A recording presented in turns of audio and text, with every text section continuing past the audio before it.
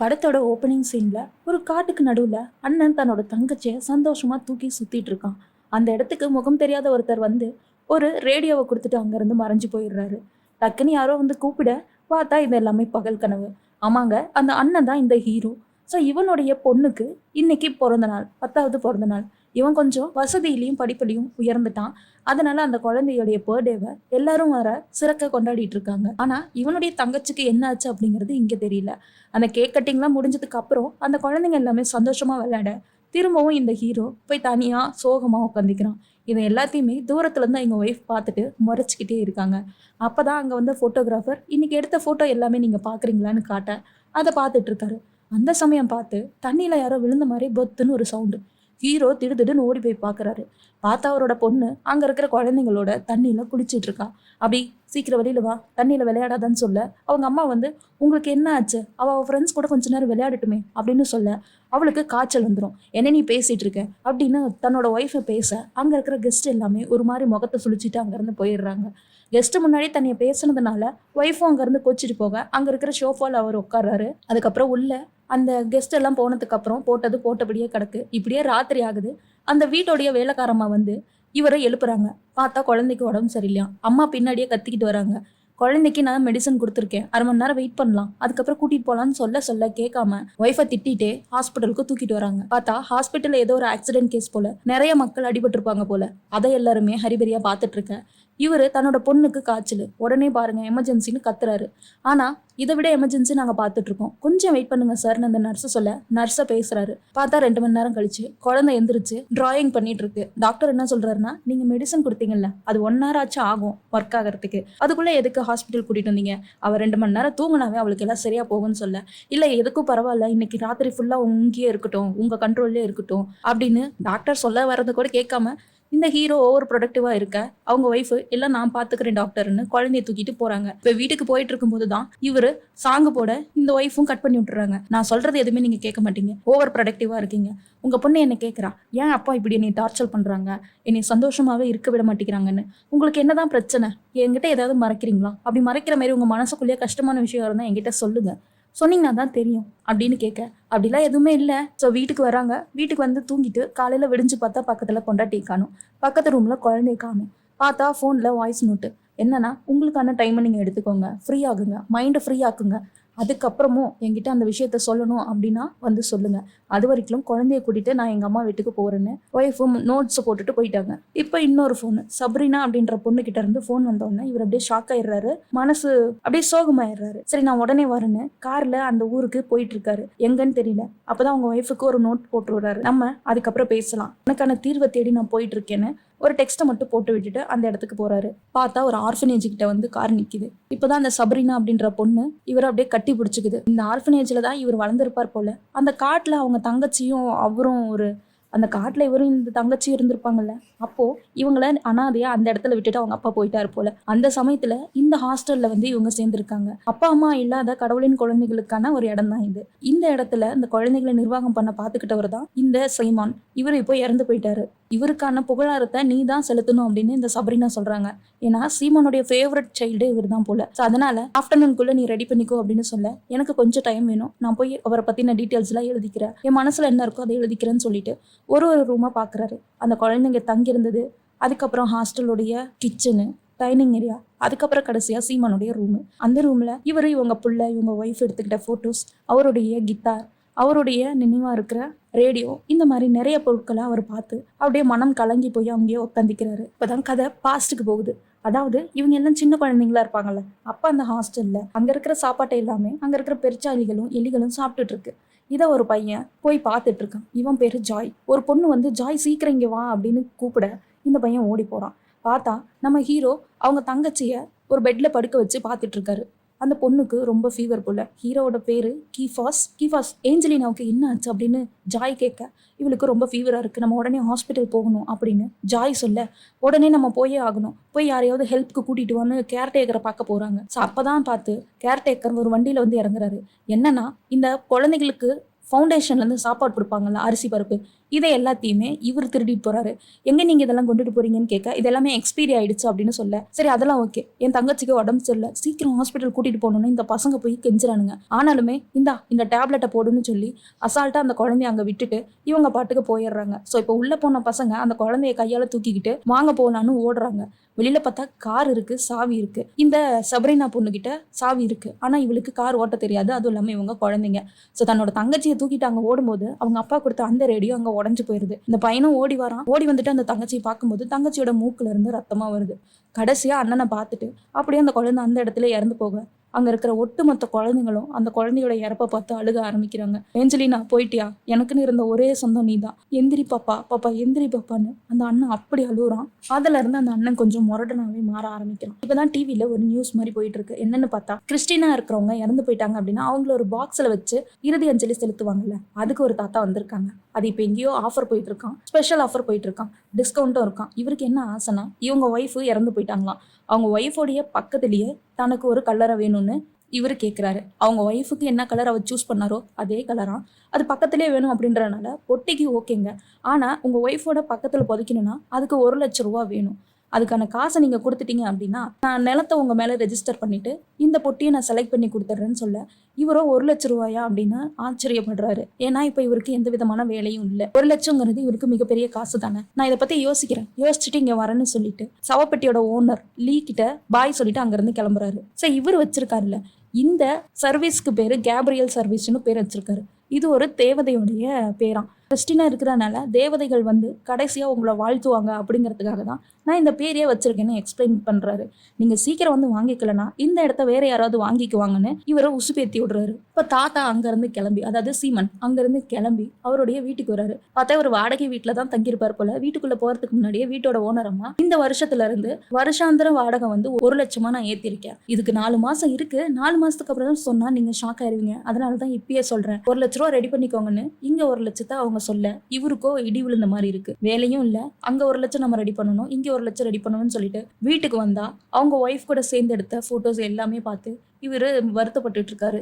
அதுக்கப்புறம் அவங்க ஒய்ஃபோடைய favourite send அப்படியே கையில அடிச்சு அதை ஸ்மெல் பண்ணி பார்த்துட்டு இருக்காரு. அப்பதான் அந்த அநாத ஆசிரமத்தோட ஃபவுண்டர் சிங் அவர் இந்த இடத்துக்கு வந்து, நானும் நீயும் ரொம்ப வருஷமா ஃப்ரெண்டா இருக்கிறோன்னு உனக்கு தெரியும்ல, அதுக்கப்புறம் ஏன்டா என்ன பார்க்க வரதில்ல, நீ இப்படி தனியா இருக்கிறது என்னால பார்க்க முடியல, கஷ்டமா இருக்கு, அதனால என் ஆர்ஃபனேஜ்ல கேர்டேக்கர் வேலை காலியா இருக்கு, நீ அங்க வந்து செய்யிடா அப்படிங்க. இவரோ கித்தாரை வாசிச்சுட்டு நான்லாம் வரல அப்படின்னு சொல்றாரு. ஒன்றும் கவலைப்படாத, வாரத்துக்கு 25,000 ரூபா உனக்கு நான் காசு கொடுக்குறேன், ஒரு 2 மாசத்துக்கு அங்க இரு, குழந்தைங்கள பிடிச்சிருந்துச்சு அப்படின்னா நீ வந்து அங்கேயே கண்டினியூ பண்ண, இல்லைன்னா கிளம்பி போயிரு, உன்னால முடிஞ்சிச்சுன்னா நாளைக்கே வா, இல்லைன்னா ஜனவரி மாசம் வா அப்படின்னு சொல்ல, நான் இதை பத்தி யோசிக்கிறேன்டா அப்படின்னு தாத்தா யோசிக்கிறாரு. அதாவது தாத்தா அவருடைய மனைவியை பிரிஞ்சதுல இருந்து தனியா வாழ்றதுக்கு பிடிக்கல, அதனால அவருக்குன்னு கல்லறையை தேடிக்கிட்டு தானே தன்னுடைய உயிரை எடுத்துக்கலாம் அப்படின்ற முடிவுல இருக்காரு. இப்ப அந்த 1,00,000க்கு ஒரு மாசத்துக்கு வேலை செஞ்சுட்டு அந்த பணத்தை கொண்டு போய் அங்க கொடுத்துட்டு நம்ம செத்து போயிடலாம் அப்படின்ற முடிவுல இவரும் அந்த அக்ரிமெண்ட்ல சைனை போட்டுறாரு.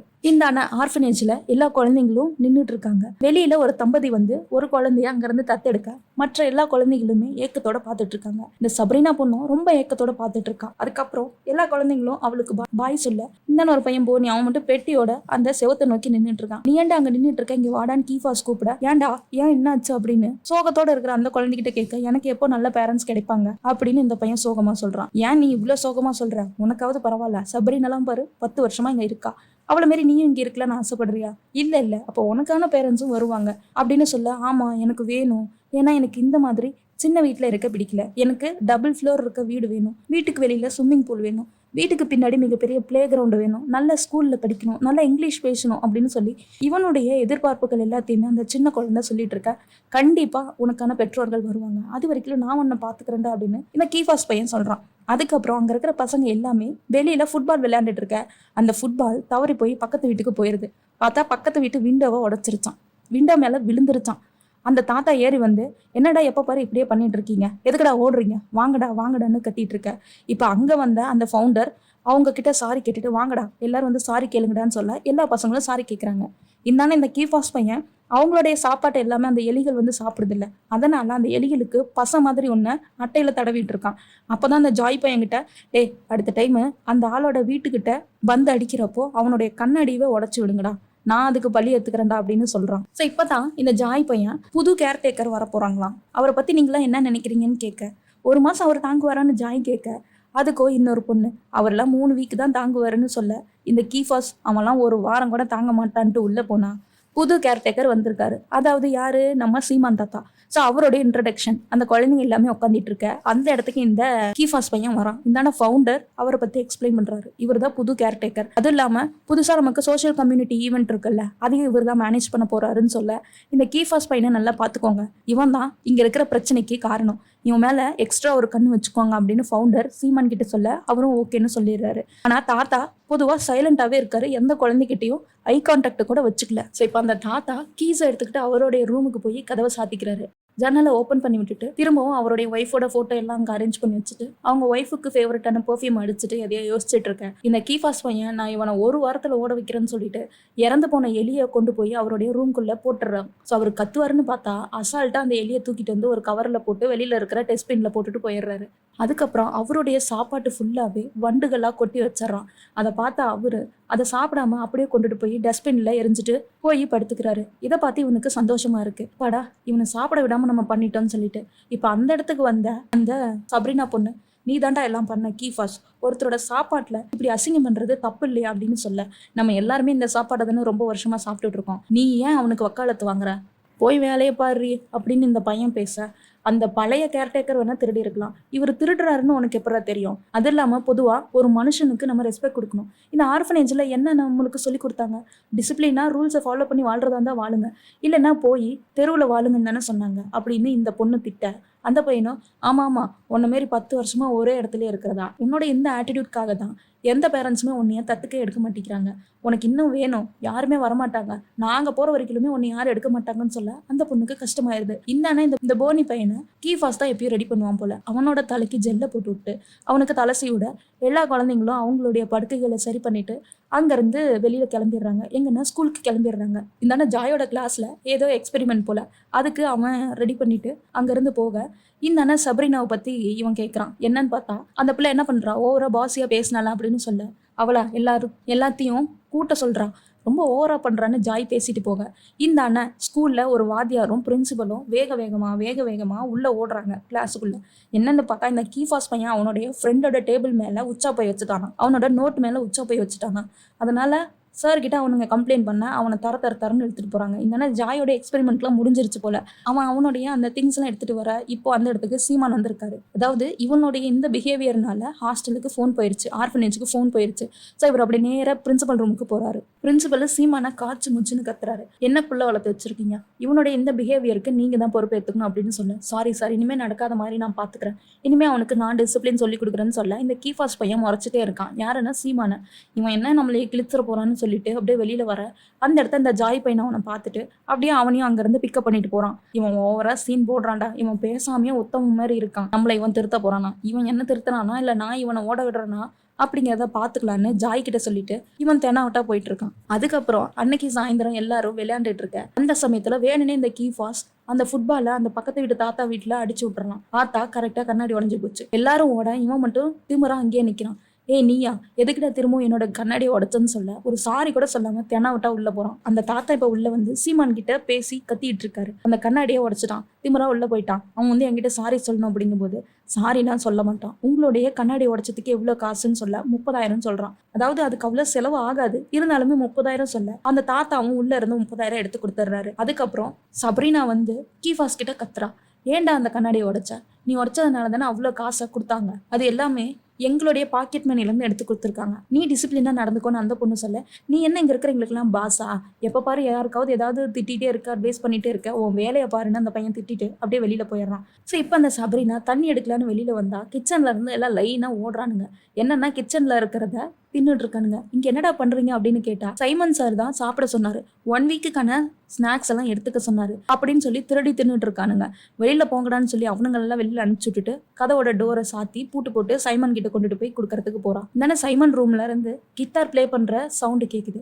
இதை வந்து இந்த பையன் ஒட்டு கேட்கறான். யாருன்னா கீஃபாஸ். அந்த நேரம் பார்த்து சீமான் வெளியில வர, என்னடா பண்ணிட்டு இருக்கேன்னு கேட்க, இங்கே கிட்டார் சவுண்ட் கேட்டுச்சு, கிட்டார் சவுண்ட் எனக்கு பிடிக்காது, அதனால நீ வாசிக்காத அப்படின்னு சொல்லிட்டு கோவமா போயிடுறான். ஸோ இப்போ இந்த ஜாய் பையன் அடுத்த நாள் அங்கே இருக்கிற கார்டனிங் பண்ணிட்டு இருக்கான். அப்போ அவங்ககிட்ட வந்து கீஃபாஸ் உட்காந்து அந்த கேர்டேக்கரை பற்றி நீ என்னடா நினைக்கிறேன்னு கேட்டா, அவர் நல்லவர் போல தான் இருக்கு, எதுவும் கொள்ளையடிக்கல, யாரையும் திட்டல, நல்லவர் தான் அப்படிங்க. இந்த கீஃபாஸ்கோ கோவம் வருது. டேய் கேர்டேக்கர்னாவே எல்லாருமே தப்பானவங்க தான், நான் அவனை எப்படி ஓட விடுறேன் பாரு அப்படின்னு சொல்ல, இந்த அண்ணா அந்த ஃபவுண்டரும் சீமான் சாரும் ஆர்கனைசிங்கான எல்லா ஈவெண்ட்ஸ் பத்தி சொல்லிட்டு இருக்காரு. ஒரு குரூப் வந்து பாட போறாங்களாம், ஒரு குரூப் ஆட போறாங்களாம், யார் யார் என்னென்ன பண்ண போறீங்க அப்படிங்கிறத நீங்களே முடிவு பண்ணிக்கோங்க அப்படின்னு சொல்லிட்டு இருக்க. இந்த கீஃபாஸ் பையன் யாருக்குமே ரெஸ்பெக்டே கொடுக்க மாட்டேங்கிறான். எப்ப பார்த்தாலும் ஏதாவது காசிப் பேசிட்டே இருக்கான். இதனால இந்த கீஃபாஸ் அவனோட ரூமுக்கு வரான். பார்த்தா அவனுடைய உடஞ்சு போன அந்த ரேடியோவை சரி பண்ணிட்டு இருக்கான். ரொம்ப நாளா ட்ரை பண்ணிட்டே தான் இருக்கான், ஆனா அது சரியாகல. அப்பதான் ஜன்னல் கிட்ட இருந்து ஒரு சத்தம். என்னன்னு பார்த்தா இந்த சீமான் தாத்தா வந்த அரிசி பருப்பு எல்லாத்தையுமே கார்ல எடுத்துட்டு போயிட்டு இருக்காரு. இந்தான இந்த பொண்ணு சப்ரினா, உள்ள இருக்கீங்களா சார்? சார் நான் உங்களை பார்க்கணும், உங்ககிட்ட ஒன்று பேசணும், அசைன்மெண்ட்டுக்கு ஆள் ரெடி பண்ணணும், இதை பற்றின டீட்டெயில்ஸ்லாம் கேட்கணும்னு சொல்ல அந்த சார் கிட்ட இருந்து எந்த வித ரெஸ்பான்ஸ் இல்லை. அந்த இடத்துக்கு வந்த கீஃபாஸ் பையன், என்னமோ அன்னைக்கு அப்படி பேசுனேன், அந்த ஆள் அரிசி மூட்டையெல்லாம் திருடிட்டு போயிட்டு இருக்காங்க காரில் அப்படின்னு சொல்ல, இவளே போய் அசைன்மெண்ட்டை ரெடி பண்ணுறா. என்னன்னு பார்த்தா யார் யார் பாத்ரூம் கழுவணும், யார் யார் பெருக்கணும், யார் யார் சமையல் கட்டுக்குள்ள வேலை செய்யணும் அப்படிங்கிற எல்லா டீட்டெயில்ஸுமே அவள் எழுதி வச்சிருக்கா. கீஃபாஸ் பையனை தவிர எல்லாத்தோடைய பேரும் எழுதி வச்சிருக்கா. இவ தான் அந்த குழந்தைங்கள் எல்லாமே ஓரளவுக்கு ஆர்கனைஸ் பண்ணிட்டு இருக்கா. அதுக்கப்புறம் அந்த ஈவெண்ட்டுக்காக குழந்தைங்க எல்லாமே சாங் ப்ராக்டிஸ் பண்ணிட்டு இருக்க. இந்த போனி பையன் ஓவரா சவுண்டு கொடுக்குறான், லிரிக்ஸ்ல பாட மாட்டேங்கிறான். அதனால நீ பாடாதடா, அமைதியா வாயை மட்டும் ஆசை அப்படின்னு இந்த பொண்ணு சொல்ல, நீ என்ன எல்லாத்துக்கும் பெரிய ஹெட்டா, போடி, ரொம்ப வருஷமா இங்கேயே கடந்து சாக போற, கெழுடாயி இங்கேயே சாக போறா அப்படின்னு இந்த பையன் அந்த பொண்ணை திரும்ப ஹார்ஷா பேச அந்த பொண்ணு அழுதுகிட்டே அங்கிருந்து போயிருது. இப்போ கீஃபாஸ் அவனோட ரூம்ல அவங்க தங்கச்சியோட போட்டோ வச்சுட்டு அழுதுட்டு இருக்க. இந்த அண்ணன் சப்ரினாவும் அழுதுட்டு இருக்கான். அந்த இடத்துக்கு வந்த ஜாய் பையன் கேர்டேக்கரையும் காணும். எல்லாரும் அவங்களுடைய வேலையை பார்த்துட்டு இருக்காங்க. நீயும் அழுதுட்டு இருக்க அப்படின்னு சொல்ல, அந்த நாய் எல்லா பண்டத்தையும் திருடிட்டு தான் போயிட்டு இருக்கு. ஆனா அந்த பொண்ணு என் கூட சண்டை போடுது, அந்த ஆளுக்காக வக்காலத்து வாங்கி போடா அப்படின்னு அவனை அனுப்பிச்சு விட, இந்த அண்ணன் போனி பையன் யாருமே எந்திரிக்காத முன்னாடி சீக்கிரம் எந்திரிச்சு தண்ணி ஊற்றிட்டு ரெடி ஆகிட்டான். ரெடி ஆகிட்டு எங்கேயே போக போறான்னு பார்த்தா அந்த வாசலுக்கு வெளியிலே வந்து உட்காந்து காத்துட்டு இருக்கான். ஏன்னா அன்னைக்கு தான் அந்த சோசியல் ஈவெண்ட். தன்னை யாராவது ஒரு பேரண்ட்ஸ் வந்து தத்தெடுப்பாங்க அப்படின்ற ஏக்கத்தோட அந்த குழந்தை விடிகிற வரைக்குமே காத்துட்டு இருக்கு. விடிஞ்சதுக்கு அப்புறம் அவனோட ஃப்ரெண்ட்ஸ் எல்லாம் வந்து எவ்வளவு நேரம்டா நீ இங்கேயே படுத்துட்டு இருக்கேன்னு கேட்க, அது எனக்கு தெரியல, ஆனா ராத்திரியில இருந்தே காத்துட்டு இருக்கேன், கண்டிப்பா இன்னைக்காவது யாராவது என்னைய தத்தெடுத்துட்டு போவாங்கல்ல அப்படின்னு ஏக்கத்தோட கேட்க, அந்த குழந்தைங்களும் கண்டிப்பா போவாங்க அப்படின்னு சொல்ல, இந்த அண்ணன் அந்த செத்து போன எலிய யாரோ எடுக்கிற மாதிரி இருக்கு, அது யாருன்னு தெரியல. ஸோ இப்போ அந்த ஈவெண்ட்டுக்காக ஒவ்வொரு பேரண்ட்ஸும் உள்ள வர அந்த பேரண்ட்ஸை எல்லாத்தையுமே கூட்டிட்டு வந்து இந்த சப்ரினா பொண்ணு தான் அந்த லிவிங் ஹாலில் உட்கார வைக்கிறா. அப்புறம் தாத்தா அங்கே இருக்கிற பேரண்ட்ஸுக்கு எல்லாத்துக்குமே இன்ட்ரோ கொடுத்துட்டு, நான் கொஞ்சம் வெளியில போயிட்டு வரேன், இதை நீயே பார்த்துக்கான்னு சொல்லி அந்த சப்ரினா பொண்ணுகிட்ட சொல்லிட்டு காசை எடுத்துக்கிட்டு இவர் அங்கேருந்து கிளம்புறாரு. இந்த அந்த குழந்தைங்க எல்லாமே பாட்டு பாட ஆரம்பிக்க, சமையல்கார அம்மா கிட்ட சமையலை நல்லா பார்த்துக்கோங்கன்னு சொல்ல, இந்த பையன் டொனேஷன் காசு எல்லாத்தையுமே எடுத்துக்கிட்டு அந்த ஆள் இங்கேருந்து கிளம்பிட்டான்னு சப்ரினா கிட்ட சொல்ல, சப்ரினாவுக்கு கோவம் வந்துருச்சு. இந்த போனி குழந்தையோ யாராவது தன்னை தத்து எடுத்துப்பாங்க அப்படின்னு ஏக்கத்தோட பார்த்துட்டு இருக்க. கீஃபாஸ் பையன் அங்க வந்த பேரண்ட்ஸ்க்கு எல்லாத்துக்குமே உணவு ரெடி பண்ண இடத்துல இருந்து கவர் எடுத்துக்கிட்டு போறான். அங்க என்னத்த பண்ணி வச்சான்னு தெரியல. இந்த தாத்தா ஃபர்ஸ்ட் இன்ஸ்டால்மெண்ட் 25,000 கொண்டுட்டு வந்து இந்த கேப்ரியல் சர்வீஸ் கிட்ட கொடுத்துட்டு கிளம்பி போறாரு. அந்த பேரண்ட்ஸ் எல்லாமே அந்த ஈவெண்ட் முடிஞ்சதுக்கு அப்புறம் சாப்பிடலான்னு வந்து பார்த்தா எல்லாத்தோட சாப்பாட்லயும் அந்த செத்து போன எலிய இந்த கீஃபாஸ் பையன் வச்சுட்டான். எல்லாம் வாந்தி எடுத்துக்கிட்டு அங்கிருந்து டிசப்பாயின்மெண்ட் ஆகி கிளம்பி போயிடுறாங்க. அந்த இடத்துக்கு அந்த சீமான் தாத்தா என்ன ஆச்சு அப்படின்னு கேட்க, சப்ரினா இது எல்லாமே நீங்க இருந்து பார்க்க வேண்டிய வேலை, எங்க போய் தொலைஞ்சிங்க, எல்லாமே உங்களால தானே பேசிட்டு அப்புறம் கீஃபாஸ் பையனை தரன்னு இழுத்துட்டு வந்து, என்னடா பண்ணி வச்சா, எல்லாமே உன்னால தாண்டா, எத்தனை குழந்தைங்க ஏமாந்து நிக்கிறாங்கன்னு உனக்கு தெரியுதா இல்லையாடா, எல்லாரும் அவங்க அப்பா அம்மா வருவாங்க, யாராவது தன்னை தத்து எடுத்துப்பாங்கன்னு அவ்வளோ ஏங்கிட்டு இருந்தாங்க, உன்னோட சுயநலத்துக்காக மட்டும்தான் அந்த குழந்தைங்களை நீ ஏமாத்திருக்கன்னு சொல்ல, மொத்த குழந்தைங்களுமே கீஃபாஸை திட்டிட்டு அங்கிருந்து போயிடுறாங்க. இதனால இந்த கீஃபாஸ் பையன் அழுவ ஆரம்பிக்கிறான். ஸோ அடுத்த நாள் ஃபவுண்டர் வந்துடுறாரு. நீ ஏன் இதை பத்தி சொல்லலை, இந்த கீஃபாஸ் பையன் தான் பண்ணான்னு ஏன் சொல்லலை அப்படின்னு சீமானை திட்டிட்டு இருக்காரு. கீஃபாஸ் கூட இப்போ யாருமே பேசுறதில்ல. இவன் மட்டும் தனியா கிளம்பி ஸ்கூலுக்கு ரெடி ஆகிட்டு இருக்கான். அப்போதான் அந்த ஃபவுண்டர் இவனை நம்ம இங்கேருந்து வெளியில் அனுப்பிச்சிடலாம், இவன் ஒருத்தனால தான் நம்ம ஆர்ஃபனேஜுக்கே கெட்ட பேர் அப்படின்னு பேசிட்டு இருக்கா. இது எல்லாத்தையுமே வெளியில இருந்து இவன் கேட்டுட்டு கோவத்தில் அங்கே இருக்கிற பக்கெட்டை சொல்லட்டி எரிஞ்சிட்டு ஓடி போயிடுறான். அப்போதான் ஜாய், கீஃபாஸை இங்கேருந்து துரத்த வேணாம், அவன் பண்ணது தப்பு தான், நான் ஃபவுண்டர் கிட்ட அவனை சாரி சொல்கிறேன், ஆனால் அவனை துரத்த வேணான்னு சொல்லுங்க சார், சீமான் சார் நீங்கள் சொன்ன அவர் கேட்பார் அப்படிங்க, அவன் பண்ண தப்புக்கு அவன் அனுபவிக்கிறான், என்னால் எதுவுமே பண்ண முடியாதுன்னு சீமான் சாரும் சொல்லிடுறாரு. அப்போதான் அவன் ஸ்கூலில் அந்த பசங்க கிட்ட ஒன்று கடிச்சான்ல, அதுக்கு ஒரு காரணம் இருக்குது. அந்த பசங்க இவனை தப்பாக பேசினாங்க, இவன் தங்கச்சியை அவங்களோட சண்டையில் இழுத்தாங்க, அனாதை நாயின்னு திட்டினாங்க. அந்த கோவத்தில் தான் அவங்களுடைய புத்தகங்கள் மேலே இவன் ஒன்று கடிச்சான்னு சொல்ல, என்னதான் பண்ணாலும் அவன் டீச்சர்கிட்ட தான் கம்ப்ளைண்ட் பண்ணணும். எதுக்கு அவன் ஒன்று கடிச்சான், தப்பான விஷயத்த செஞ்சுட்டு அதுக்காக ஜஸ்டிஃபை பண்ணக்கூடாதுன்னு இந்த பையன்கிட்ட சொல்ல, அன்னைக்கு ராத்திரி ஆகுது. ராத்திரி ஆயுமே அந்த கீஃபாஸ் பையன் திரும்பல. குழந்தைங்க சாப்பிட்டுட்டு இருக்காங்க, அப்பவும் திரும்பல. அதுக்கப்புறம் தூங்க போறாங்க, அப்பவும் திரும்பல. இவருக்கோ ராத்திரி ஃபுல்லாவே தூக்கம் வரல. அவன் எங்க போனானோ அப்படின்னு சொல்லிட்டு. அதுக்கப்புறம் ஜாய் கிட்ட அவன் எங்க போனான் அப்படின்னு கேட்க, தெரியல. ஆனா இதுக்கு முன்னாடி இவன் இப்படி ஓடி போனது இல்லைன்னு சொல்ல, அவனுடைய தங்கச்சை எங்க புதைச்சிருக்காங்கன்னு தெரியுமான்னு கேட்டுட்டு அந்த இடத்துக்கு இவர் போறாரு. கையில கொஞ்சம் ஃப்ளவர்ஸோட போறாரு. இங்க எதுக்கு வந்த? இதெல்லாம் உனக்கு தேவையில்லாத விஷயம். என்னோட தங்கச்சியோட சமாதி மேல நீ எதுக்கு பூக்கள் எல்லாம் வைக்கிறேன்னு சீமானை இவன் திட்ட ஆரம்பிக்கிறான். எனக்கு உன்னுடைய வருத்தம் தெரியும், தனிமையா இருக்கிறது எவ்வளவு கொடுமை அப்படிங்கிறதும் தெரியும். என்னோட பையன் 6 வருஷத்துக்கு முன்னாடி ஒரு ஆக்சிடென்ட்ல இறந்து போயிட்டான். 4 மாசத்துக்கு முன்னாடி என்னோட மனைவியும் இறந்து போயிட்டான். தனியா இருக்கிறதோட வலி என்னங்கிறது எனக்கு குழந்தையில இருந்தே தெரியும். ஏன்னா நானும் ஃபவுண்டரும் உன்ன மாரி அனாதையா ஒரு ஆசிரமத்துல தான் வளர்ந்தோம். அதுக்கப்புறம் அவனை ஒரு கப்பல் தத்தெடுத்துக்கிட்டு நியூசிலாந்துக்கு போயிட்டாங்க. அதுக்கப்புறம் கொஞ்ச நாள் கழிச்சு அவங்களுடைய ஃப்ரெண்ட்ஸ் மூலியமா என்னையும் தத்தெடுத்துக்கிறேன் அப்படின்னு சொன்னாங்க. நானும் 1 மாசம் 2 மாசம் இல்லாம என்னுடைய வாழ்நாள் முழுக்கவே அந்த ஆர்ஃபனேஜ்லயே கழிச்சேன். அதுக்கப்புறம் தான் என்னோட மனைவியை மீட் பண்ணி கல்யாணம் பண்ணிக்கிட்டேன். உன்னோட வலி என்னன்னு எனக்கு தெரியும். இப்போ என் கூட வந்தினா உனக்குன்னு சரியான பாதையை நான் தேர்ந்தெடுத்து கொடுக்குறேன். இதுக்கு மேல உன்னோட இஷ்டம் அப்படின்னு சொல்ல, அந்த பையனும் சாரி சீமான் சார், நான் பண்ணது எல்லாமே தப்பு தான், நான் வரேன் அப்படின்னு சொல்லிட்டு அந்த தாத்தா கூடயே வரான். ஆனா அவர் என்ன சொல்றாருன்னா, நீ சாரி சொல்ல வேண்டியது என்கிட்ட இல்லை, உன்னோட ஃப்ரெண்ட்ஸ் கிட்ட. அவங்க எவ்வளோ எக்ஸ்பெக்டேஷனோட இருந்தாங்க, தனக்குன்னு ஒரு பேரண்ட்ஸ் கிடைப்பாங்கன்னு. நீ அவங்களுடைய எக்ஸ்பெக்டேஷனை ஃபெயில் பண்ணி விட்ருக்க. அதனால நீ அவங்க கிட்ட சாரி கேட்கணும்னு சொல்லி ஆர்ஃபனேஜ் போன உடனே அங்க இருக்கிற குழந்தைகிட்ட எல்லாமே சாரி கேட்குறான். அப்பதான் அந்த போனி பையன் சரி ஓகே நான் மன்னிச்சிடுறேன், டெய்லி எனக்கு இனிமேல் நீ தான் ஹேர் ஸ்டைல் பண்ணணும்னு மொத்த குழந்தைங்களும் ஒரே நொடியில் அவனை மன்னிச்சிடுறாங்க. அதுக்கப்புறம் சாப்பாட்டை பார்த்தா எல்லா புழுத்த அரிசியுமே இவர் கொண்டுட்டு போய் அந்த கவர்மெண்ட் கிட்டே ரிட்டர்ன் பண்ணிட்டு நல்ல அரிசியாக குழந்தைங்களுக்கு கொண்டுட்டு வந்து கொடுத்துருக்காரு. இது எல்லாமே சீமான் சார்னால தானே அங்கே வேலை செய்கிற சமையல்காரமா சொல்ல, இப்போ சப்ரீனா கீஃபாஸை பார்க்குறா. இந்த பையன் தன்னோட தப்பை உணர்ந்துக்கிறான். அதுக்கப்புறம் இவர் டெய்லியுமே அவருடைய நோட்ஸில் எதையோ ஒன்று எழுதிட்டே இருக்காரு.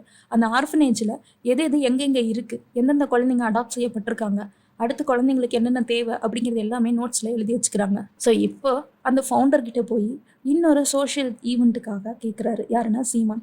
ஏற்கனவே ஒன்று தப்பாக நடந்துருச்சு, இனிமேல் யாராவது வருவாங்களா அப்படின்னு அவர் சண்டை போடுறாரு. ஒரே ஒரு சான்ஸ் கொடுங்க, அந்த கீஃபாஸ் பையனுக்கு ஒரு சான்ஸ் கொடுங்க. யாருமே இந்த ஊர்ல நல்லவங்க இல்லை, எல்லாரும் தப்பு செஞ்சு ஒரு இடத்துல திரும்ப பார்ப்பாங்க, அந்த சான்ஸை நம்ம கொடுக்கணும்ல அப்படின்னு சப்போர்ட் பண்ண, இவருக்கு இந்த வாரத்துக்கான சம்பளத்தை அவர் கொடுக்க, நான் 1 மாசம் தான் இருப்பேன், அடுத்த கேர்டேக்கரை நீ ரெடி பண்ணிக்கோ அப்படின்னு அவர்கிட்ட சொல்லிட்டு இவர் அங்கேருந்து எந்திரிச்சு போறாரு. இந்த அண்ணா ஃபவுண்டரும் யோசிக்கிறாரு, சரி ஓகே இன்னொரு பேரண்ட்ஸ் மீட்டுக்கு நம்ம ரெடி பண்ணலாம் அப்படின்னு சொல்லிட்டு. இப்போ ஃபவுண்டர் யோசிச்சு பார்த்துட்டு அவங்களுடைய கம்யூனிட்டிலாம் பேசிட்டு அந்த மாசத்துல இன்னொரு ஈவெண்ட்டுக்கு ரெடி பண்றாரு. இந்த அண்ணா கீஃபாஸ் இந்த சீமானுடைய கதவை தட்டுறான். என்னென்னு பார்த்தா கீதார் வாசிக்கிறது அவனுக்கு ரொம்ப பிடிக்குமா, அவங்க தங்கச்சிக்கு பிடிச்ச பாட்டை கீதார் வாசிக்கணுமா, அதுக்கு ஹெல்ப் பண்ணுவீங்களான்னு கேட்க, சரி வா நான் ஹெல்ப் பண்ணுறேன்னு சொல்லி கொடுத்துட்டு இருக்காரு. அங்கே இருக்கிற குழந்தைங்க எல்லாமே எனக்கும் ஹெல்ப் பண்ணுங்கன்னு சொல்லி லைனில் வந்து நிற்க எல்லாத்துக்கிட்டையும் இவர் கொஞ்சம் ஜெல்லாக ஆரம்பிக்கிறாரு. அன்னைக்கு ஈவினிங் சப்ரினா ஸ்கூல் விட்டு வர இவரோ வண்டி ஃபுல்லாகவே நிறைய பிளான்ஸை கொண்டுட்டு வராரு, நிறைய செடிகளை கொண்டுட்டு வராரு.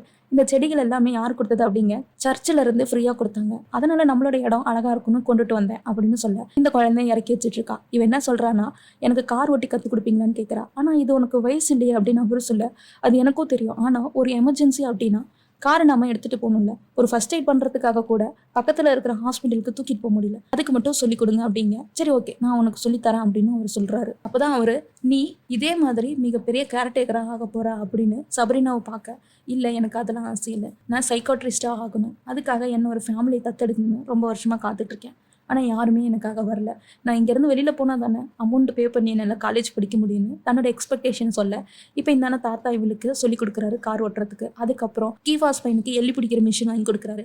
எல்லா குழந்தைங்ககிட்டையுமே அன்பாக்குறாங்க, எல்லா குழந்தைங்களும் சேர்ந்து கார்டனிங் பண்ண ஆரம்பிக்கிறாங்க. அதுக்கப்புறம் ஆவுன்னா இந்த ஃபுட்பால் பக்கத்து வீட்டுக்கு போயிருது இல்லை, அதுக்காக மிகப்பெரிய வலை மாதிரி ஒன்று கட்டி ரெடி பண்ணி அங்கே அடைச்சி விட்டுறாரு. இது எல்லாத்தையும் பார்த்து பக்கத்து வீட்டு தாத்தா கொஞ்சம் சந்தோஷப்பட்டுக்கிறாரு. சரி இவன் கித்தார் வாசிக்க ஆரம்பிச்சதுக்கு அப்புறம் அந்த ரேடியோவை தூக்கி குப்பையில போட்டுடுறான். அடுத்த நாள் காலையில இவன் குருவிகளுக்கு சாப்பாடு போட்டுட்டு இருக்க, அந்த தாத்தா அந்த ரேடியோவை எடுத்துட்டு வந்து கொடுக்குறாரு. இதை நான் சரி பண்ணிட்டேன் அப்படின்னு கொடுக்க, இல்லை இது எனக்கு வேணாம், இது என்னுடைய பழைய நினைவுகள், எங்க அப்பா என் தங்கச்சி இறந்துமே என்னை பார்க்க வரல, அந்த அளவுக்கு அவருக்கு மனசுல ஈகவும் வெறியும் இருக்கும்போது அவர் கொடுத்த இந்த கிஃப்ட்டை பார்த்தா எனக்கு மனசு இன்னும் கஷ்டமா தான் இருக்கு, எனக்கு நெகட்டிவ் எனர்ஜி தரக்கூடிய எந்த ஒரு பொருளையும் நான் வச்சுக்கிறதுக்கு விரும்பல, அதனால இதை நீங்களே வச்சுக்கோங்க இல்லைன்னா தூக்கி போட்டுருங்க அப்படின்னு அந்த பையன் சொல்றான். அடுத்த நாள் அந்த குழந்தைங்க எல்லாமே சந்தோஷமா ஒன்னா ஸ்கூல் போறதை பார்த்துட்டு இவர் திரும்பவும் அந்த இன்ஸ்டால்மெண்ட் பே பண்றதுக்காக போறாரு. அப்பதான் இதுதான் கடைசி இன்ஸ்டால்மெண்ட், ஸோ நான் சாக போறேன் அப்படின்னு சொல்ல, ஏன் உங்களுக்கு ஏதாவது பிரச்சனை இருக்கா, நோய் வந்துருச்சா அப்படின்னு அந்த ஓனர் கேட்குறாரு. அதெல்லாம் எதுவும் இல்லை, நான் சாக போறேன், யாருக்கும் தெரியாம சாக போறேன், என்னால இந்த உலகத்துல என் மனைவி இல்லாம வாழ முடியல, நான் உங்களுக்கு ஒரு அட்ரஸை சென்ட் பண்றேன், இதுதான் அந்த அட்ரஸ், இந்த அட்ரஸ்க்கு வந்துருங்க, அந்த அட்ரஸில் வந்து கரெக்டாக 8 மணிக்கு நின்னீங்கன்னா என்னுடைய பாடி இருக்கும், அதை எடுத்துட்டு வந்து என்னுடைய மனைவியோடைய பக்கத்திலேயே புதைச்சிருங்கன்னு சொல்லி வாலண்டியரா தன்னுடைய உயிரை தானே எடுத்துக்க இவர் ரெடி ஆயிட்டாரு. இப்போ நேராக அவரோட வீட்டுக்கு போறாரு. அவருடைய திங்ஸ் எல்லாமே பேக் பண்ணிட்டு இருக்காரு. அப்பதான் அங்கே ஒரு ஹெலிமெட் இருக்கு. அந்த ஹெலிமெட்டை பார்த்துட்டு இருக்க அவரோட பையன் வந்து பாய்ப்பான்னு சொல்லிட்டு ஓடுறான். அவரும் பின்னாடியே ஓடுறாரு. அதாவது அவங்களோட பையன் ஹெல்மெட் போடாம போய் தான் பைக் ஆக்சிடென்ட்ல இறந்து போயிருப்பான். ஸோ இது எல்லாமே இவர் நினைச்சு பார்க்க அவங்களுடைய ஒய்ஃபோட நினைவுகள் எல்லாமே வந்து வந்து போகுது. இது எல்லாத்தையுமே அந்த வீட்டில இருந்து அவர் பார்த்து சந்தோஷப்பட இப்போ அந்த வீட்டுக்கு வெளியில தேவையான ஒரு சில பொருட்களை மட்டும் எடுத்துக்கிட்டு மீதி எல்லாத்தையுமே அங்கே இல்லாத ஒரு பையன் இருப்பான். ஸோ அவனுக்காக கொடுத்துட்டு அங்கேருந்து கிளம்புறாரு. இந்தான ஒரு கோட் சூட் எடுத்துட்டு போய் அந்த பக்கத்து வீட்டில் பால் அடிப்பானுங்கள்ல அந்த தாத்தா கிட்ட கொடுத்து இதை ஆல்ட்ரு பண்ணணும்னு சொல்றாரு. ஸோ அதுக்கு அவர் அளவு எடுத்துட்டு இருக்க. எனக்கும் 3 பசங்க இருந்தாங்க. 3 பேரும் 3 ஊர்ல இருக்காங்க. இப்போ நானும் தனியாக தான் இருக்கேன். ஆனால் என்னன்னே தெரில, அந்த பசங்களுக்கு என்ன பார்த்தாவே பிடிக்கல. நான் எப்பயும் கத்திட்டே இருக்கிறதுனால அவனுங்க எப்பயுமே என்கிட்ட சிடுசிடுன்னு தான் இருப்பாங்க அப்படின்னு சொல்ல, நீங்கள் ஒரு நாள் ஆர்ஃபனேஜ்க்கு வாங்க, உங்களை பற்றி தெரியாததுனால தான் அந்த பசங்க உங்ககிட்ட இப்படி நடந்துக்கிறாங்க. உங்களுக்கு எப்போல்லாம் தனிமையாக இருக்கிறதா ஃபீல் ஆகுதோ அப்போல்லாம் ஆர்ஃபனேஜ்க்கு வந்துடுங்க, எல்லாரும் ஒன்றா இருப்போம்னு சொல்ல, இந்த தாத்தாவும் தனிமையாக இருக்கிறதுனால தான் இப்படி கடுகடுன்னு இருப்பார் போல. ஸோ இவரை அந்த ஆர்ஃபனேஜுக்கு வர சொல்ல இவருக்கோ கண்ணு கலங்கி போயிடுது. அதுக்கப்புறம் அந்த ஆர்ஃபனேஜில் இருக்கிற எல்லா குழந்தைங்களுக்குமே புது ட்ரெஸ் எடுத்துகிட்டு வந்து கொடுக்குறாரு. எல்லா குழந்தைங்களுக்கும் முடி வெட்டி விடுறாரு. இப்போதான் ஃபவுண்டர் வந்து நீ ஒருத்தன் இந்த மொத்த குழந்தைங்களுடைய உள்ளத்தையும் மாத்திட்ட, எல்லாத்தோடைய ஆட்டிடியூடையும் மாத்திட்ட அப்படின்னு சொல்ல இவருக்கு கொஞ்சம் சந்தோஷமா இருக்கு. அதுக்கப்புறம் அந்த ஈவெண்ட்டும் வருது. எல்லா பேரண்ட்ஸும் வராங்க. எல்லா பேரண்ட்ஸ் முன்னாடியும் ஒவ்வொரு குழந்தைங்களும் ஒவ்வொரு லட்சியத்தையும் ஒவ்வொரு கனவையும் நோக்கி தான் போகிறதுக்கு இங்கே இருக்காங்க. அதனால உங்களால் முடிஞ்சா நிறைய குழந்தைங்களை இங்கேருந்து தத்தெடுத்துட்டு போங்க அப்படின்னு சொல்றாரு. சொல்லிட்டு எல்லா குழந்தைங்களும் பாட்டு பாட ஆரம்பிக்கிறாங்க. அந்த பாடல்கள் முடிச்சதுக்கு அப்புறம் ஒவ்வொருத்தரும் ஒவ்வொரு குழந்தைய கூட்டிட்டு போய் அந்த குழந்தை கூட பேச ஆரம்பிக்கிறாங்க. இப்போ இந்த கீஃபாஸ் கிட்ட ஒரு பேரண்ட்ஸ் பேசிட்டு இருக்க, சப்ரீனா கிட்ட மட்டும் யாருமே பேசல. அதனால இவன் போய் வாலண்டியரா சப்ரீனாவை கூட்டிட்டு போய் வெளியில இருக்கிற பேரண்ட்ஸ் கிட்ட, இவ பேரு சப்ரீனா, இங்க இருக்கிற குழந்தைங்க எல்லாத்தையுமே இவ தான் டிசிப்ளின் பண்ணுவா, நல்லா படிப்பா, நல்லா மார்க் எடுப்பா, நல்லா எக்ஸ்பிளைன் பண்ணுவா, எல்லாத்துக்கிட்டையும் அமைதியா பொறுமையா இருப்பா, இவளை நீங்க கூட்டிட்டு போனீங்கன்னா உங்க வீட்டுல உங்க குழந்தைக்கு நல்ல அக்காவா இருப்பா அப்படின்னு சொல்ல, இப்போ அந்த இடத்துக்கு வந்த ஃபவுண்டர் சீமானை கூப்பிட்டு பண்ணதுலயே மிகப்பெரிய சாதனை என்ன தெரியுமா, கீஃபாஸோட கேரக்டர் நீ இப்படி மாத்தனதான் அப்படின்னு சொல்ல, அவன் கேரக்டரை நான் மாத்தல, அவனுடைய பாதையை கொஞ்சம் வேற மாதிரி மாத்தி அமைச்சு விட்டா, பாசத்தை காட்டின, அவ்வளவுதான். இவ்வளவுதாங்க குழந்தைங்க, நம்ம எப்படி இருக்கோமோ அப்படிதான் அவங்களும் இருப்பாங்க அப்படின்னு என்னோட அனுபவத்தினால இந்த குழந்தைய மாத்திட்டேன். நீ இன்னும் கொஞ்ச நாள் இங்கே இருந்தீங்கன்னா எனக்கு சப்போர்ட்டாக இருக்கும்னு ஃபவுண்டர் சொல்ல, அதெல்லாம் முடியாது, நான் அடுத்த மாசமே கிளம்புறேன் அப்படின்னு தாத்தா சொல்றாரு. ஸோ இப்போ இந்த போனி, ஜாய், கீஃபாஸ் 3 பேத்தையும் ஆஃபீஸ் ரூமுக்கு ஃபவுண்டர் கூப்பிடுறாரு. என்னடா பண்ணி தொலைச்சிங்க அப்படின்னு போனி பையன் கேட்க, நான் எதுவும் பண்ணலடான்னு கீஃபாஸ் சொல்ல, ஒருவேளை நான் ஏதாவது பிரச்சனை பண்ணியிருப்பணும்னு 3ங்களும் ஆளுக்கு ஆளு பேசிட்டு இருக்க. இப்போ உள்ள வந்து உட்காடுறாங்க. பார்த்தா இவனுங்க 3 பேரும் தான் இப்போ இந்த ஸ்கூலை விட்டு போறாங்களாம். அதாவது பேரண்ட்ஸ் தத்து எடுத்திருக்காங்களாம். இது எல்லாத்தையுமே வெளியில இருந்து இந்த சப்ரீனா பொண்ணு பாக்குது. பார்த்து அப்படியே கஷ்டத்துல உட்காந்துக்குது. அந்த இடத்துக்கு வந்து அந்த தாத்தா ஒன்றும் பிரச்சனை இல்லைன்னு சொல்லும்போது, ஒன்றும் பிரச்சனை இல்லை தாத்தா, இது எனக்கு பழகி போயிருச்சு, இந்த டைம் நான் லக்கி இல்லை, நெக்ஸ்ட் டைம் நான் போய்க்குவேன் அப்படின்னு அந்த பொண்ணு தன்னை தானே தேத்திக்க. இப்போ சீமானோட ரூமுக்கு கீஃபாஸ் பையன் வரான். வந்து பார்த்தா எல்லாமே பேக் பண்ணப்பட்டிருக்கு. அந்த டேபிள் மேல ஒரு நோட் இருக்கு. அந்த நோட்டை எடுத்து பார்த்தா அந்த தாத்தா இந்த கேப்ரியல் சர்வீஸ்ல தன்னுடைய இறுதி சடங்குக்கு ரெடி பண்ணியிருப்பாள் அந்த டீட்டெயில்ஸ் எல்லாத்தையுமே ஒரு நோட் பண்ணி வச்சிருக்காரு. அப்போ நீங்கள் எங்களை விட்டுட்டு தனியாக போகிறதுக்கு பிளான் பண்ணிட்டு இருக்கீங்க, உங்களுக்கு எவ்வளோ தைரியம் இருக்குன்னு தாத்தாவை திட்டிவிட்டு அவன் அங்கேருந்து போயிடுறான். குழந்தைங்க எல்லாமே ஸ்கூல் போனதுக்கப்புறம் தாத்தா இங்கேருந்து கிளம்பி போயிடுறாரு. அன்னைக்கு ஈவினிங் சப்ரீனா வந்து தாத்தாவை எங்கேயாவது பார்த்தீங்களான்னு அங்கே இருக்கிற குழந்தைங்க கிட்டலாம் கேட்க இல்லைன்னு சொல்கிறாங்க. அதுக்கப்புறம் கீஃபாஸை யாரையாவது பார்த்தீங்களான்னு அன்னைக்கு ராத்திரி ஜாய் வந்து கத்திட்டு இருக்க, யாருமே பார்க்கலன்னு சொல்ல, எல்லா குழந்தைங்களும் அந்த தாத்தாவையும் காணும், கீஃபாஸையும் காணும், எங்கே போயிட்டாங்க, நம்ம மட்டும் தனியாக இருக்கணும்னு சொல்லி புலம்பிட்டு இருக்காங்க. இப்போ தான் அங்கே வந்த ஃபவுண்டர் எல்லாரும் சாப்பிட்டு போய் தூங்குங்க, உங்களுக்கு நெக்ஸ்ட் கேர்டேக்கர் வந்துடுவாங்கன்னு சொல்ல குழந்தைங்களுக்கு எல்லாமே ஷாக் ஆயிடுச்சு. இந்தான தாத்தா அந்த கேப்ரியல் சர்வீஸ்க்கு ஃபோன் பண்ணி இன்னைக்கு ராத்திரி சரியா 8 மணிக்கு இந்த ரூம் நம்பருக்கு வந்துருங்க, நான் செத்து கிடப்பேன், என்னோட உடம்ப தூக்கிட்டு போய் இறுதி சடங்கு எல்லாத்தையுமே பண்ணிருங்கன்னு அந்த ஓனருக்கு ஃபோன் பண்ணிடுறாரு. இந்த கீஃபாஸ் பையன் அவனுடைய தங்கச்சியோட சமாதிக்கிட்ட உட்காந்து அழுதுட்டு இருக்க. அந்த இடத்துக்கு ஜாயும் சப்ரீனாவும் வராங்க. சீமான் போயிருப்பாரு அப்படின்னு சொல்ல, ஆமா போயிட்டாரு, உனக்கு எப்படா தெரியும் அப்படிங்கும்போது, அவரு இங்க மட்டும் போலடா, தன்னோட உயிரை தானே எடுத்துக்க போறாராம், அவரோட டைரியில எழுதி வச்சிருந்தாரு அப்படின்னு சொல்ல, அட பைத்தியக்காரா, இதை தெரிஞ்சு இங்கே ஏன்டா வந்து உட்காந்துட்டு இருக்கீங்க, வாங்கடா போலான்னு சப்ரீனா பொண்ணு அவனுங்களை இழுத்துக்கிட்டு ஓடுறான். பார்த்தா அவருடைய அட்ரஸுக்கு, பழைய வீட்டு அட்ரஸ்க்கு ஓடுதுங்க. 5 பிள்ளைங்களும் ஓடுதுங்க. ஓடி போய் அந்த அம்மா கிட்ட கேட்டா அந்த அம்மா 1 மாசத்துக்கு முன்னாடி அவர் காலி பண்ணிட்டு போயிட்டாருன்னு சொல்ல, இப்போ சிமெண்ட்ரி, ஆமா சிமெண்ட்ரின்னுட்டு அவங்க ஒய்ஃபோட சிமெண்ட்ரி கிட்ட போறாங்க. அங்க பார்த்தா அங்கேயும் இல்லை. டே என்ன அந்த டைரியில் படிச்ச அப்படின்னு கீஃபாஸ் கிட்ட அந்த பொண்ணு சப்ரீனா கேட்குறா. அதாவது ஒரு சர்வீஸு, அந்த பேர் கூட ஏஞ்சல் நேமில் ஆரம்பிக்குமே அப்படின்னு சொல்ல ஒவ்வொருத்தரும் ஒவ்வொரு நேமை சொல்ல ஆரம்பிக்கிறாங்க. ஸோ கடைசியாக அந்த போனி பையன் தான் கேப்ரியல் சர்வீஸ் அப்படிங்கிற உடனே ஆமாம் அந்த சர்வீஸ் தான் அப்படின்னு சொன்ன உடனே 2 சர்வீஸ் இந்த ஊரில் இருக்குது. ஒன்று நம்ம ஸ்கூல் பக்கத்தில் இருக்குது, இன்னொன்று இங்கேருந்து 10 கிலோமீட்டரில் இருக்குன்னு சொல்ல உடனே ஸ்கூல் பக்கத்தில் இருக்கிற அந்த கேப்ரியல் சர்வீஸ்க்கு எல்லாமே ஓடுறாங்க. என்னன்னா அந்த கேப்ரியல் சர்வீஸோட ஓனருக்கு ஒரு பேக்கை கொண்டுட்டு வந்து தாத்தா கொடுத்துட்டு போயிருப்பாரு. என்னன்னா அந்த பேக்கில் இருக்கிற திங்ஸ் எல்லாத்தையுமே அவருடைய சமாதியில் வைக்கணுமா. அது எல்லாத்தையும் திறந்து பார்த்தா அவங்க ஒய்ஃபுக்கு பிடிச்ச பெர்ஃப்யூமு, அதுக்கப்புறம் ஃபோட்டோஸ், அவங்க ஒய்ஃபோட ஷூஸ், அந்த மாதிரி நிறைய ஐட்டம்ஸ் இருக்குது. இது எல்லாத்தையுமே பார்த்துட்டு இருக்கேன். போர்டில் ஒரு வசனம் எழுதி போட்டிருக்காரு. அதாவது ஒருத்தர் இறக்குறாங்கன்னு தெரிஞ்சும் அதை விட்டினா அதை விட பெரிய பாவம் எதுவும் இல்லை அப்படின்னு சொன்ன உடனே இவருக்கு என்ன தோணுச்சுன்னு தெரியல. அங்கேருந்து சாவி எடுத்துக்கிட்டு பிணங்களை தூக்கிட்டு வரதுக்காக பயன்படுத்துகிற அந்த கார் எடுத்துக்கிட்டு அங்கேருந்து போயிடுறாரு. இப்போ மணி சரியா 4 மணி. ஆனால் தாத்தா ஒரு ரூம் புக் பண்ணி அந்த ரூமில் அந்த ரேடியோ வச்சுட்டு சரக்கு வச்சுட்டு சில பல மாத்திரைகள் எல்லாம் வச்சுட்டு சாகிறதுக்காக ரெடி ஆயிட்டாரு. பக்கம் பசங்க ஸ்கூலுக்கு பக்கத்தில் இருக்கிற அந்த சர்வீஸ் சென்டருக்கு வர சீமான்னு யாராவது தெரியுமா அப்படின்னு சொல்ல இறந்து போயிட்டாரா, எப்போ இறந்து போயிட்டாருன்னு அந்த லேடி கேட்க இன்னைக்கு தான் சாவ போறாரு, அவரோட உயிரை அவரை எடுத்துக்க போறான்னு கேட்க எல்லாரும் என்கிட்ட விளையாடுறீங்களான்னு அந்த லேடி சொல்ல அப்போ இங்கே இல்லைன்னு இதுங்களுக்கு தெரிஞ்சு போச்சு. அங்கேருந்து கார் எடுத்துக்கிட்டு போகிறாங்க. இன்னொரு அட்ரஸ் இருக்குல்ல அந்த அட்ரஸ்க்கு போக இந்தாண்ட இந்த சர்வீஸோட ஓனர் இப்போ 4:45 ஆகிப்போச்சு. ஸோ அவர் எப்படியும் சாக விடக்கூடாது அப்படின்னு சொல்லிட்டு அந்த அட்ரஸ்க்கு இவர் போகிறாரு சீமானை காப்பாற்றுறதுக்காக.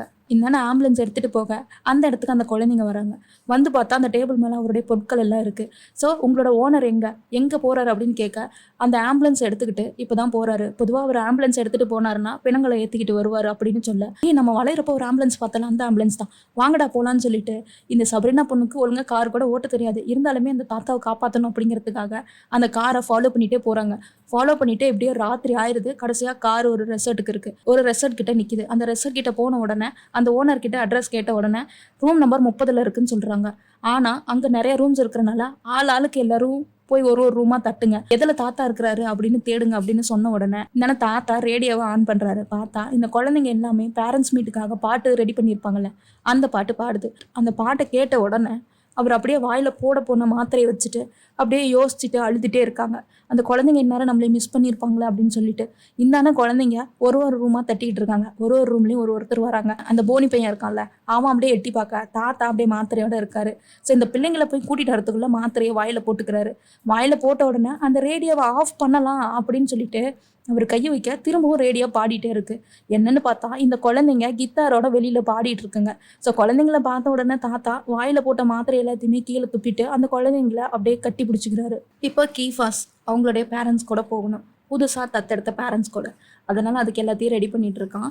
அவங்க இவனை நல்லா படிக்க வைக்கிறேன்னு சொன்னாங்களாம். நல்ல மார்க் எடுத்தா கடல் தாண்டி படிக்க வைக்கிறேன்னு சொன்னாங்களாம். மிகப்பெரிய காலேஜ் எல்லாம் படிச்சுட்டு திரும்பவும் இதே இடத்துக்கு வருவேன் அப்படின்னு சொல்ல இப்போ தாத்தா திரும்பவும் அந்த ரேடியோவை அவங்ககிட்ட கொடுக்குறாங்க. இதை நீயே வச்சுக்கோ அப்படின்னு சொல்ல பழைய நினைவுகளை நான் இங்கேருந்து எடுத்துகிட்டு போக மாட்டேன், எனக்கு இது வேணான்னு சொல்லி தாத்தா கிட்டே அந்த ரேடியோவை திருப்பி கொடுத்துட்டு போயிடுறான். இப்போ அங்கே இருக்கிற குழந்தைங்க எல்லாமே கனத்த நெஞ்சோட அவனுக்கு பாய் சொல்லிட்டு ஃபோட்டோ எடுத்துட்டு அவனை அப்படியே காரில் அனுப்பி வைக்கிறாங்க. அப்படியே அழுதுகிட்டே போக இப்போ தான் கதை ப்ரெசென்ட்டுக்கு வருது. அதாவது சீமானுடைய ரூமில் உட்காந்துக்கிட்டு தான் நம்மளோட ஹீரோ கீஃபாஸ் இப்போ அழுதுட்டு இருக்கான். அவருக்கான இறுதி அஞ்சலியை எழுதிட்டு இருக்கான். அவருடைய அந்த பழைய டைரி ஃபோட்டோஸ் எல்லாமே அவன் பார்த்துட்டு இருக்கேன். அந்த டைரியை மட்டும் அப்படியே கையில் எடுத்துக்கிறான். இப்போ தான் அந்த இடத்துக்கு வந்த ஃபவுண்டர் அந்த பழைய ரேடியோவை அவங்ககிட்ட கொடுத்துட்டு இதை சீமான் உங்ககிட்ட கொடுக்க சொன்னாரு, அவருடைய கடைசி ஆசையம் அப்படின்னு சொல்ல இத்தனை வருஷமாவா அவர் வச்சுட்டு இருந்தாரு அப்படின்னு சொல்ல உன்னை பற்றி தான் எப்போ பார்த்தாலும் பேசிகிட்டே இருப்பார். இந்த ஆர்ஃபனேஜில் ஏதாவது ஒரு குழந்தை சேட்டை பண்ணாங்கன்னா உன்னை பற்றியே சொல்லுவார். அவங்க உன்னை அப்படியே இன்ஸ்பிரேஷனாக எடுத்துக்கிட்டு அப்படியே மாறி இருப்பாங்க தெரியுமா. இந்த ஆர்ஃபனேஜ்லேயே வளர்ந்த குழந்தைகள்லையே நீ மட்டும்தான் அவருடைய ஃபேவரெட்டு. எப்போ பார்த்தாலும் கீஃபாஸ்ன்னு உன்னை பற்றி தான் பேசிகிட்டு இருப்பாரு. அதனால தான் புகழாரம் உன்னையும் பாட சொன்னோம் அப்படின்னு சொல்ல இப்போ எல்லாருமே அவருடைய அந்த கலரை நோக்கி போகிறாங்க. அங்கே போயிட்டு புகழாரம் பாட அங்கே வளர்ந்து வந்த அந்த பொம்மி ஜாய் எல்லாருமே இப்போ குழந்தைங்கள மாதிரி பாவிச்சு இந்த கதையை அப்படியே முடிக்கிறாங்க. ஸோ இந்த கதையை பற்றின உங்களோட ரிவ்யூ என்ன அப்படிங்கிறத கீழே சொல்லுங்கள். இந்த வீடியோ உங்களுக்கு பிடிச்சிருந்துச்சுன்னா ஒரு லைக் பண்ணிவிட்டு நம்மளோட சேனலை சப்ஸ்கிரைப் பண்ணிக்கோங்க. தேங்க்யூ.